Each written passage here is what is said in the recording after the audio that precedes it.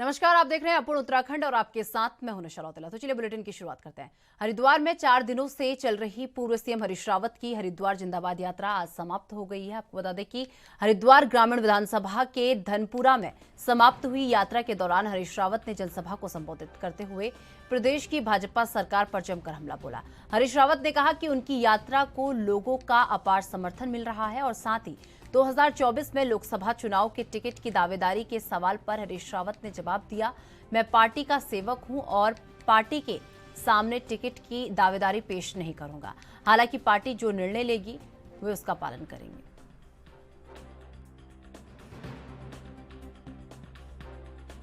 लोग भारत जोड़ो का जो हमारा संकल्प है कांग्रेस का, जो राहुल गांधी की 3 महीने की तपस्या का फल है, उससे उसको अपना आशीर्वाद देने के लिए मानसिक रूप से तैयार हो चुके हैं।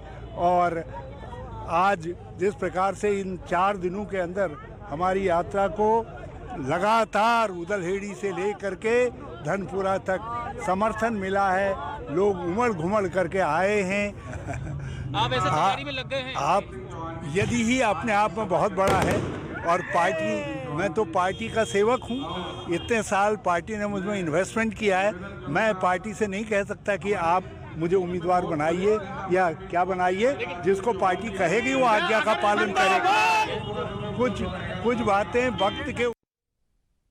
बाजपुर में नेता प्रतिपक्ष यशपाल आर्य ने निर्माणाधीन नर्सिंग कॉलेज का निरीक्षण किया। यहां यशपाल आर्य ने नर्सिंग कॉलेज की भूमि पर उगी विशाल झाड़ियों को देख नाराजगी व्यक्त की और दराती से सफाई अभियान चलाया। वहीं उन्होंने लंबे समय से नर्सिंग कॉलेज का लोकार्पण नहीं होने के पीछे बीजेपी सरकार की गलत राजनीति को बताया।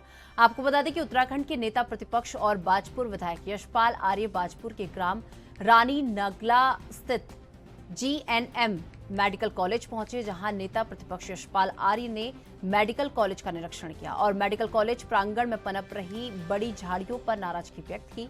इस दौरान नेता प्रतिपक्ष यशपाल आर्य ने कांग्रेस कार्यकर्ताओं के साथ सफाई अभियान चलाते हुए झाड़ियों को दराती से काटना शुरू कर दिया।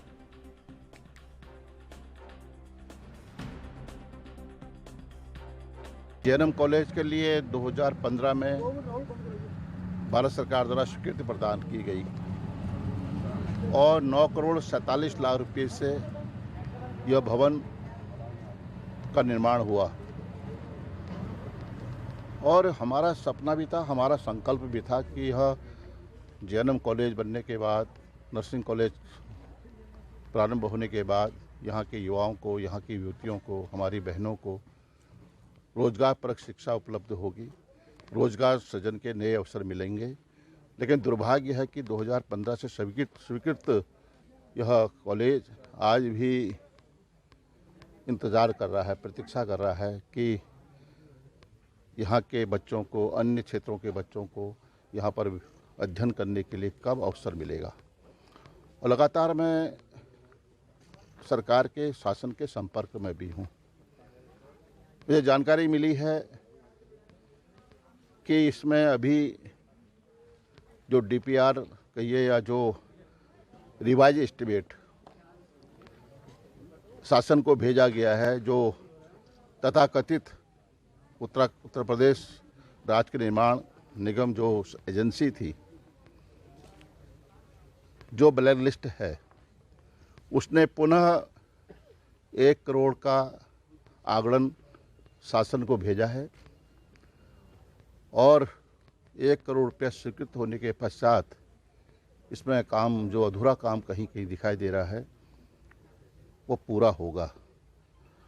और हमने 2018-19 में इस कॉलेज के पदों के सृजन भी किया और सृजन के उपरांत कैबिनेट से यह पद स्वीकृति भी हो चुके हैं।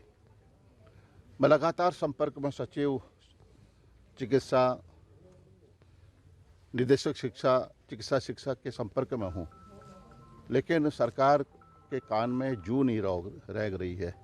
ये बड़ा दुर्भाग्य है। यह भवन खंडहर के रूप में तब्दील हो जाएगा, तब सरकार की आंखें खुलेंगी। लेकिन हमारी पूरी कोशिश है, जैसा मैंने कहा, मेरा संकल्प है इसके निर्माण के से यहाँ के युवाओं को, यहाँ की बहनों को, यहाँ के नौजवानों को रोजगार परक शिक्षा प्राप्त होगी। जिस उत्तरकाशी से है, जहां इन दिनों 3 दिवसीय गंगा उत्सव कार्यक्रम का आयोजन किया जा रहा है। राष्ट्रीय स्वच्छता गंगा मिशन के तहत आयोजित इस कार्यक्रम में शुक्रवार को बतौर मुख्य अतिथि परमार्थ निकेतन के पूज्य स्वामी चिदानंद मुनि महाराज ने प्रतिभाग किया। उन्होंने द्वीप प्रज्वलित कर कार्यक्रम का शुभारंभ किया और इस दौरान जिलाधिकारी अभिषेक रूहेला और क्षेत्रीय विधायक सुरेश चौहान भी मौजूद रहे। गंगा उत्सव कार्यक्रम के तहत आज दूसरे दिन भटवाड़ी के चिन्याली सौड़ तक गंगा किनारे स्वच्छता अभियान चलाया गया, जिसमें विद्यालय के छात्र छात्राओं, जनप्रतिनिधियों, अधिकारियों और कर्मचारियों द्वारा प्रतिभाग किया गया।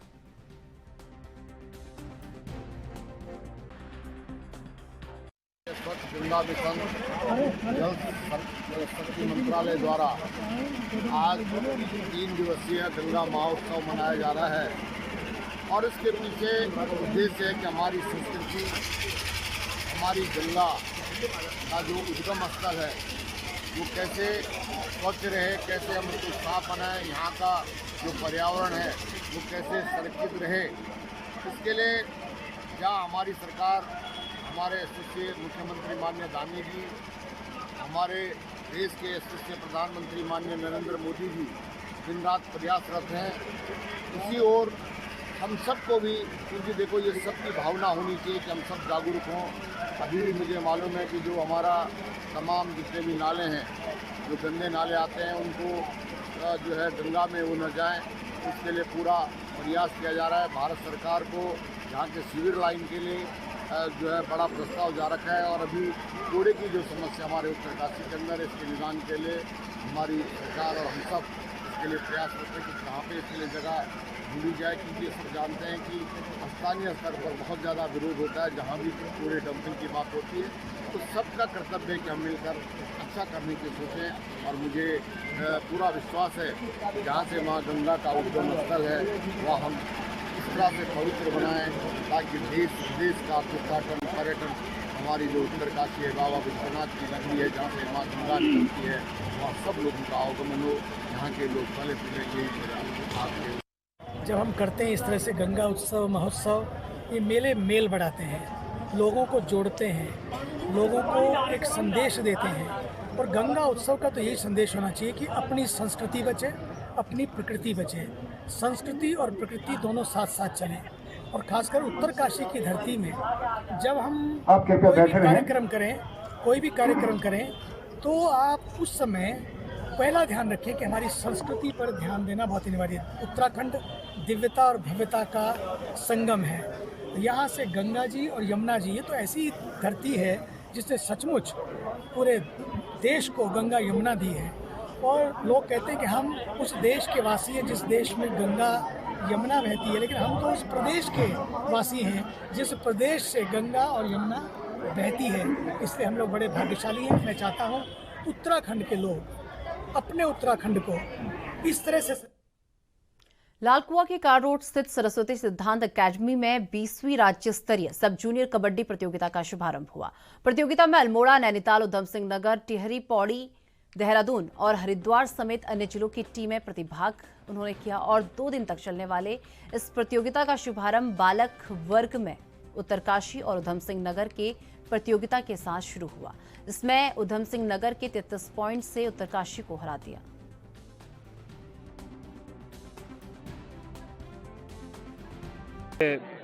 उत्तराखंड के लगभग सभी जिलों से यहाँ पे प्रतिभाग कर रहे हैं और विशेष रूप से हम उत्तराखंड नैनीताल जिले के फेडरेशन का शुक्रगुजार हैं कि पहली बार हमारे क्षेत्र में इतना बड़ा आयोजन किया जा रहा है।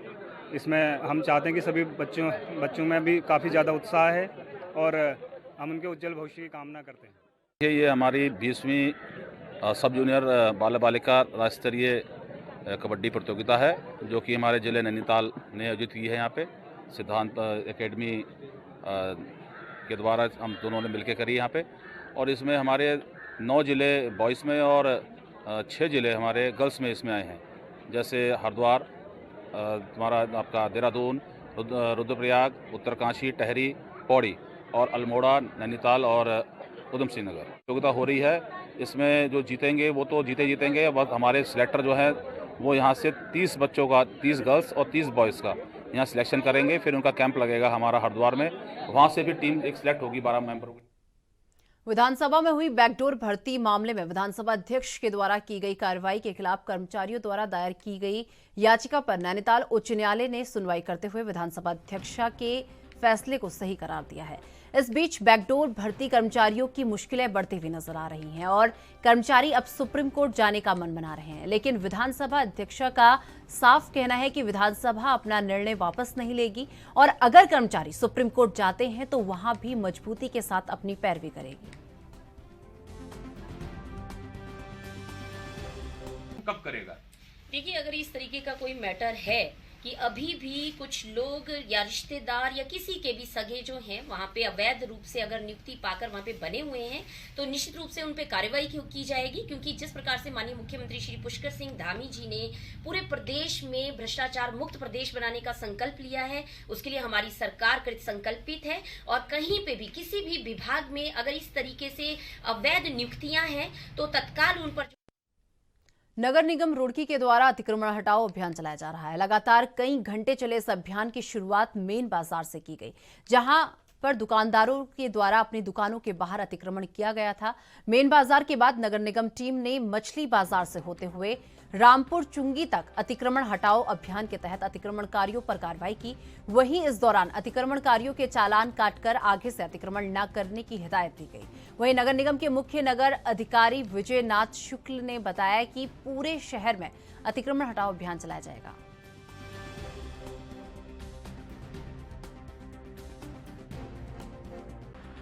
जो भी पटरियों पे जो लोगों ने अस्थायी कर रखा है उनको हटाया जा रहा है।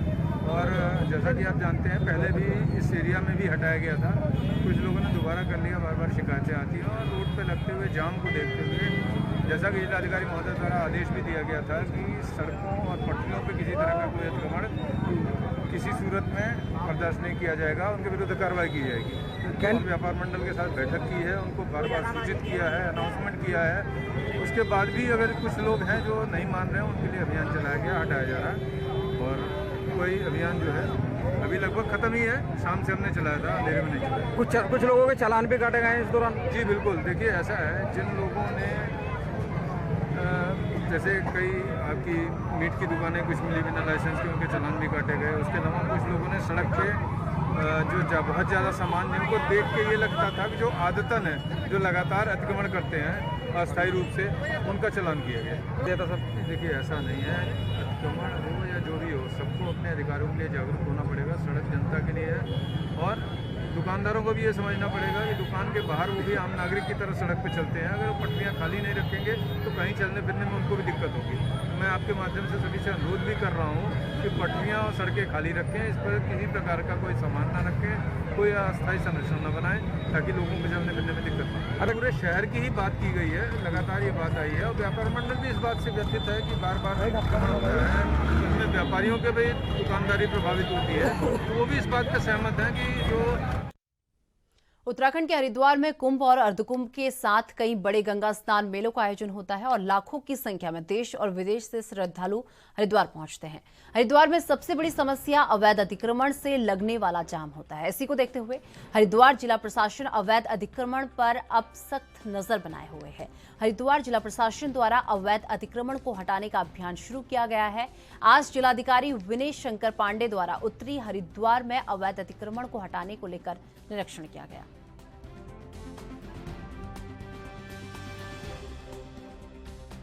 हम लोगों ने पहले यहाँ पर नापजोक की, नापजोक करने के बाद जब एक पिक्चर सामने आ गई तो जो भी लोग यहाँ स्टेक होल्डर्स थे जिन्होंने थोड़ा सा अतिक्रमण जिनका हो गया था, उनको सबको बड़े ही आदर पूर्वक ये अवगत करा दिया गया कि आपका जो कंस्ट्रक्शन है या निर्माण है वो अतिक्रमण की परिधि में है।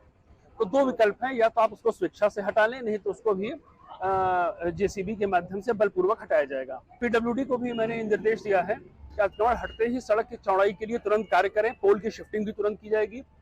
आज दूसरा एक दक्ष मंदिर की तरफ जो रास्ता जाता है वो भी काफी सकरा है, वहां पर भी नापजोक का काम चल रहा है। अपर रोड पर जो अतिक्रमण है वो मंडे को हर हालत में हटाया जाएगा।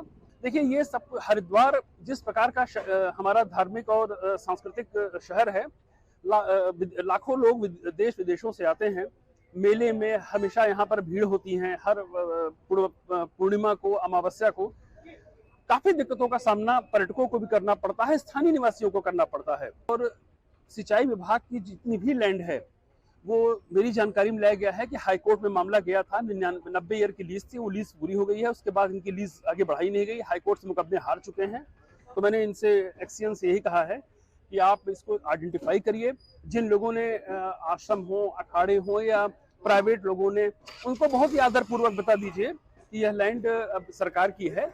और गुजरात के मोरबी में झूला पुल टूटने से हुए हादसे के बाद उत्तराखंड में भी जर्जर पुल को लेकर अब प्रशासनिक अमले की सक्रियता देखने को मिली है। आपको बता दें कि उत्तराखंड लोक निर्माण विभाग ने विभागीय ऑडिट में अब तक 36 पुलों को असुरक्षित करार दिया है। हालांकि इन पुलों पर अभी भी ट्रैफिक चल रहा है और विभाग के पास कोई प्लानिंग नहीं है। वहीं विभागाध्यक्ष अयाज अहमद का कहना है कि अभी फिलहाल केवल औपचारिकताएं मात्र, पुलों पर ट्रैफिक को कम किया जाएगा। इसमें 36 पुल हैं जो कि हमारे सेफ्टी ऑडिट में सुरक्षित पाए गए हैं। वो हर जनपद में है वो, और जिनकी की सूचना मेरे पास है लिस्ट।